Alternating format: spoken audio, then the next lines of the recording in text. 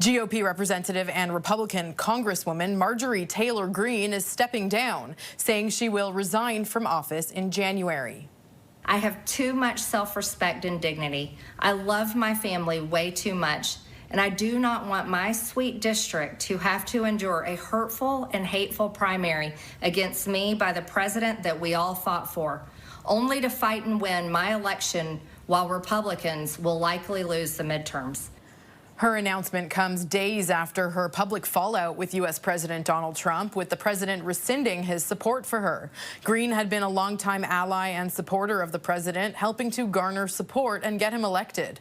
But recently, she joined in a chorus of growing backlash against Trump over his foreign policies and his handling of the Epstein files. There's lots to talk about in politics south of the border. Let's bring in CTV News U.S. political analyst Eric Ham. Thank you for joining us this morning, Eric.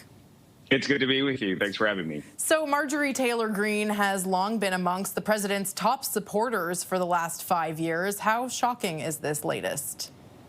Well, we know that there has been a massive sea change by the Congresswoman, moving away from MAGA and really going after the president on many of his policies, from his incursions on foreign policy to, of course, the Epstein files.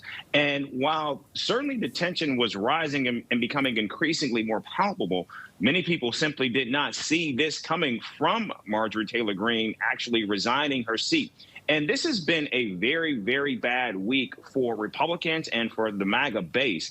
Not only do they lose one of their most loyal and ardent foot soldiers, but given a special election in Tennessee next month, this means that we could see the margins shrink even further in an already combustible and tightly contested House of Representatives, which means Mike Johnson, the Speaker's job of actually trying to get Donald Trump's agenda through, is going to be that much more difficult.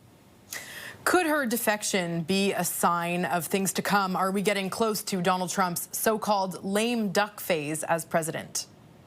I think we're already there. If you look at the polling data already, Donald Trump is losing massively with independents. Independents are basically the key to winning any election, either the top of the ballot or down. In addition to that, what we're seeing is voters are beginning to move away from this president, including and specifically Republicans, where at one time Donald Trump enjoyed approval ratings in the 90 percentile. Now we're seeing that since March, Donald Trump has already lost more than 13 points among Republicans alone.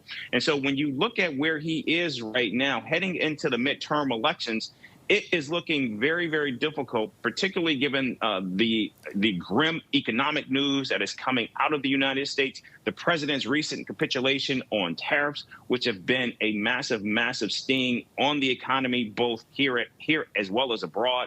And now what we're seeing is yesterday, the president's meeting with Mamdani basically tore a swath through the Republican Party, who was attempting to actually use Mamdani as the face and the poster child for Democrats heading into this midterm elections. And now with Donald Trump singing his praises and the glowing response that we got, that makes it very, very difficult, and I think sends tremors through Donald Trump's GOP. Thank you for your insights today, Eric. That is CTV News U.S. political analyst Eric Ham. Thank you.